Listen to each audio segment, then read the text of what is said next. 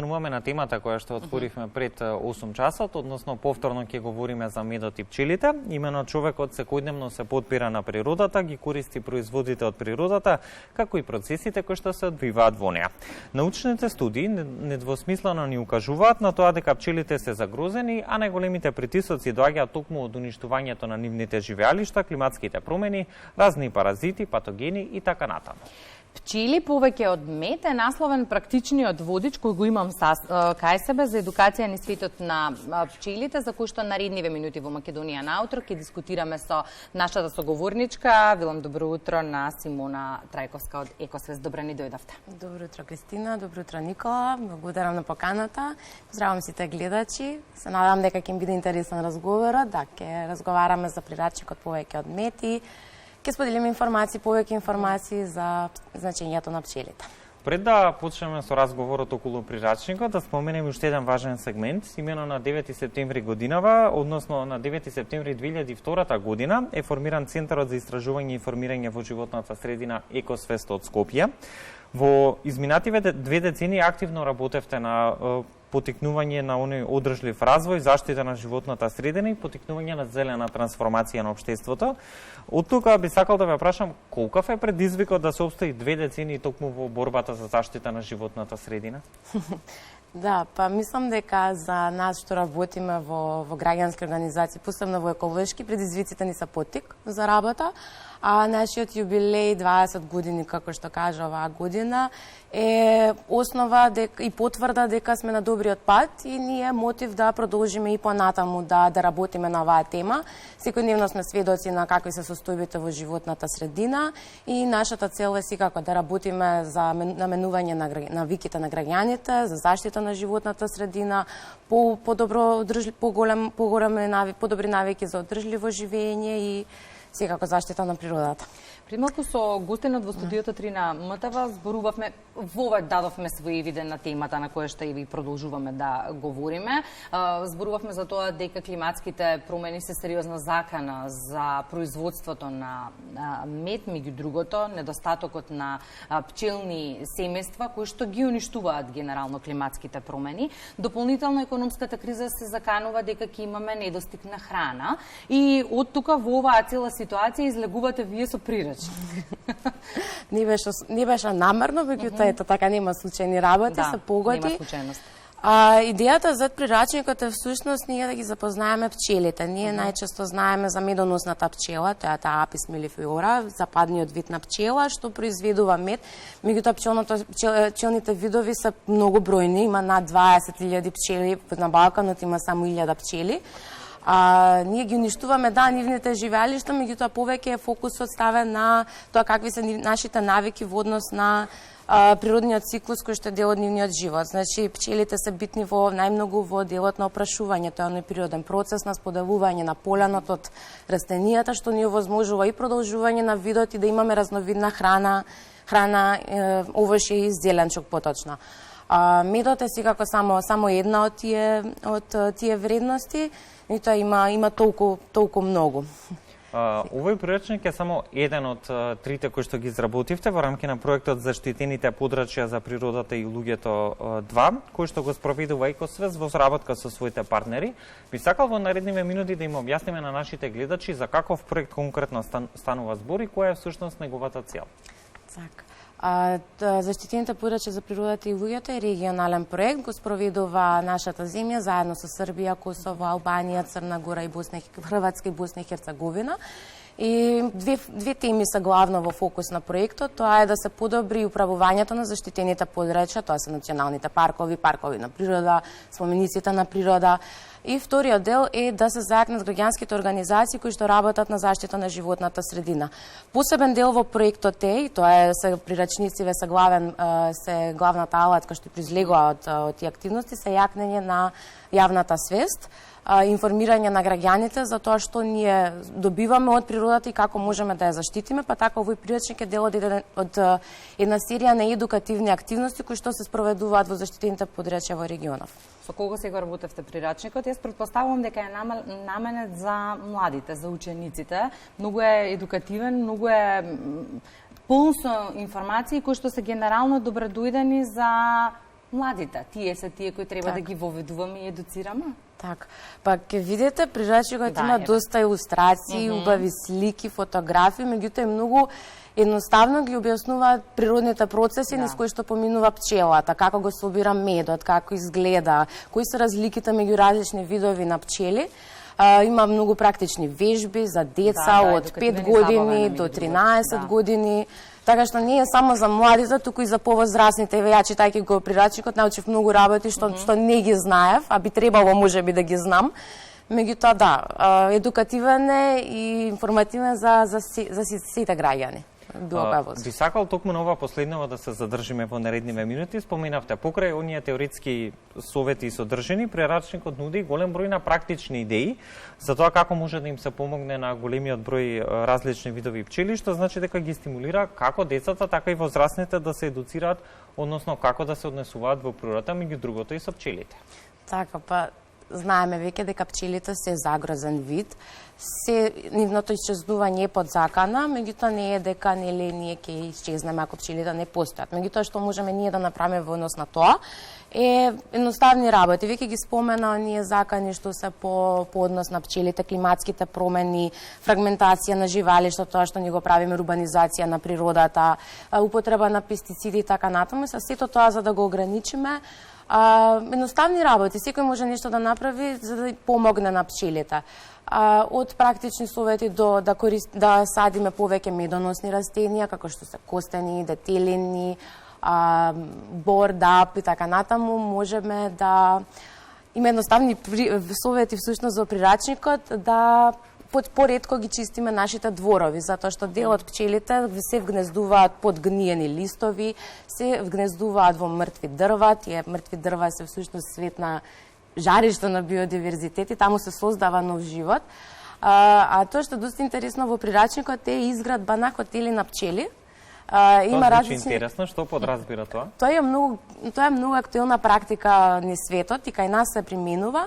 Меѓутоа многу едноставен начин да се изградат од празни шупливи дрва, може да се изгради хотел за пчели надвор од медоносните, мислам, каде што тие ќе може да се вгнездуваат, да ги положат своите јајца и наредната година да излезат нови женки од таму. Со тоа ние многу им помагаме на пчелите, може не ги спасуваме, меѓутоа им помагаме да го најдат поедноставно своето живеалиште. И за да придонесеме и помогнеме, треба да ја знаеме материјата. Тоа се однесува на секој сегмент од живеењето, па конкретно и на овој за што дискутираме.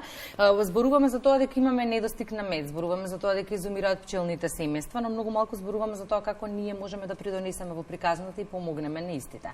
Веројатно треба да ги познаваме и пчелите и нивните потреби. Според истражувањето кои што ги направивте, предпоставувам дека ги имаше пред да се направи прирачникот, ги имаме ли доволно? Зборувам за знаење.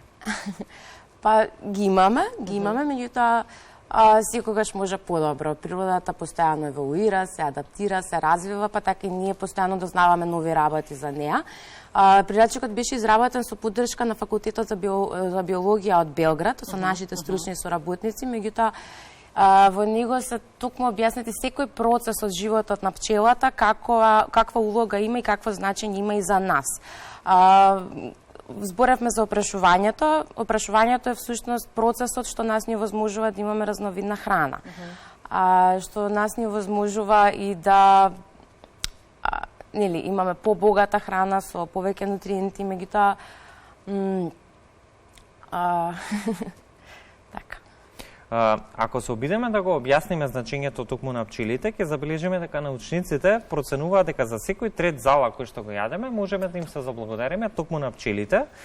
Може би звучи неверојатно, но без пчелите би можеле да се збогуваме со намирниците како што се јагодите, бадемите, црешите, крушите, доматите. Од каде произлегува нивната важна улога во овој природен екоциклус, би рекол на некој начин, и дали најголемата економска вредност на пчелите е всушност во создавање на медот како исклучително здрава намирница и особено важна за нашето здравје? Така, медот е насомнено една од најголемите придобивки, има економска вредност за нас и за целата природа, меѓутоа има и многу повеќе отколку производството на мед. Како што споменав, со самиот улога што имаат пчелите во процесот на опрашувањето и разновидноста на исхрана што нас ни овозможуваат, дава едно многу големо значење поголемо значење на економската вредност што добиваме толку од природата. Не е дека ние ќе исчезнеме ако пчелите ги нема, меѓутоа ќе исчезнат многу видови што нас не се дел од секојдневната исхрана, како што спомена, јагоди, бадеми, круши. Меѓутоа, типично е што пчелите, не сите цветови сакаат еден вид на пчели. Пчелите не посетуваат еден вид на растенијето. Колку повеќе разновидни растенија, толку повеќе разновидни пчели. И така секоја пчела има некоја улога во целиот тој процес и придонесува со нешто што е убаво за нас. Не знам дали го видовте видеоматеријалот, пред 2 дена баш го коментиравме со Никола во насока на тоа дека пчелите и тоа како знаат да примат информација и да ја isprocesираат истата.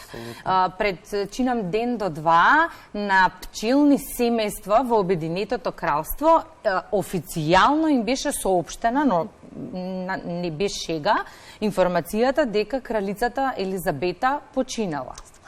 Да, и представникот владата дојде и официјално ја сподели: ви известувам дека кралицата Елизабета почина, тоа не треба да ве загрижува, бидејќи процесот е организиран, ништо вам нема да ви недостига, и целата таа информација беше споделена со цел да се едуцира меѓу другото и населението дека и пчелите процесираат информации, разбираат и чувствуваат, што мене ми беше неверојатно. Да, не сум го гледала видеото, меѓутоа не сум изненадана. Например, за медоносните пчели, тие комуницираат преку така наречен танц на пчели танчерки, затоа што они со движењето испуштаат вибрации, испуштаат хемиски материи, што другите пчели како информација ја примаат и соодветно на тоа реагираат, знаат каде да бараат храна, така ја избираат, меѓу другото и матицата, кралицата матица, така што да, читаат хемиски знаци, си информација на крајот, нели? Споменавме повеќе пати во текот на овој разговор, но и претходниот, дека пчелите секако се под одреден ризик во однос на нивниот опстанок. Кои се најголемите предизвикувачи токму на уништувањето на живеалиштата на пчелите во последниве години, кои што ги регистрирате меѓу другото и вие? Така, па ги спомнавте веќе климатските промени, што се сериозен фактор, бидејќи влијаат на живеалиштата на пчелите, ги уништуваат. Значи, сушите и поплавите влијаат на исчезнување на нивните живеалишта, меѓу другото ниските температури, силните ветрови. Ги спомнавме фрагментацијата на живеалиштата, тоа е колку повеќе ние навлегуваме, урбанизираме природата, градиме автопати, ги делиме оние што се природни коридори, природни поврзаности на подрачјето, и сето тоа влијае да пчелата мора да го менува својот начин на живење или едноставно дури да го, што доведува на крајот и до исчезнување. Колку помала површина таа има за да помине, толку е помалку разновидна храната, поленот што го собира и со тоа храната. Се е тоа процес на. И какви промени ќе му се случат или би му се случиле на светот ако исчезнат пчелите? Нема да исчезнат пчелите, мислам нема да исчезне ниту човекот. Што ако во наводници, нели, што би се случило, кога би се случило? Би ни се намалила на нас храната, а тоа е нашиот извор на енергија. Мислам тогаш ќе бидеме повеќе нашата исхрана ќе се заснова на вештачки бои, на вештачко производство, не на она што е природно. И затоа мислам дека треба да ги оставиме и пчелите и природата самата да си се регенерира, самата да си се адаптира, а со тоа и пчелите. Природата ќе изнајде начин да продолжи да обстојува и би без нас. И од тука се поставува прашањето што можеме ние да направиме за да им помогнеме на пчелите, како човекот може да придонесе за подобри услови за живот на пчелите? Го спомна веќе тоа, можеме да им помогнеме на пчелите преку засадување на медоносни растенија, меѓутоа сега во насока на ова што почнав да го кажувам, најубаво е да ги оставиме растенијата и сами да никнат. Тие само никнати растенија се најдобриот извор на храна за пчелите, така што медоносните пчели, хотелот за пчели го имаме, помалку да оставаме траги во природата, помалку да биде штетно нашето влијание и да бидеме во чекор со Има природата. многу начини, да, многу, како би можеле многу. да им помогнеме на пчелите. Меѓу другото, еве и како да ги едуцираме најмладите на тема пчели. Не можам учите да ги тргнам од прирачник. Многу едукативен, стварно. Нието особена Полн се сликата, илустрации. каде што има 4 муви, 5 пчели и 5 уси, пронајди, обиди се да ги пронедеш. Ајде со мувиве, расчистивме работава, него со усиве и пчеливе, некако тешко ми одеше сите Дури да ги... нас возрастните може да не стави во дилема. Да, затоа треба да се прочита. Да, ја евен из мојата работа, мислам, се информирав, дознав и преку прирачникот дека покрај медоносната пчели има и толку многу други пчели што се солитарни пчели. Тие живеат сами, значи не живеат во семејство, во кошница. Прават гнезда во шупливи дрва, под листови, во ѕидини на испукани во дупнатини на испукани ѕидови и така натаму. И сите имаат различно име, различна улога, различно изгледаат и мене ми беше тешко таму првин да ги најдам кои се пчелите, кои се осите. Но затоа ќе читаме и ќе се едуцираме, па ќе ги пронајдеме полесно, да. Благодарам многу за гостувањето во Македонија наутро, за информациите за прирачникот кој што секако е добре дојден, како што спомена не само за помладите, туку и за нас повозрастните кои што еве тешко за нешто разликите ги препознаваме, да. Благодарам. Благодарам за многу. гостувањето.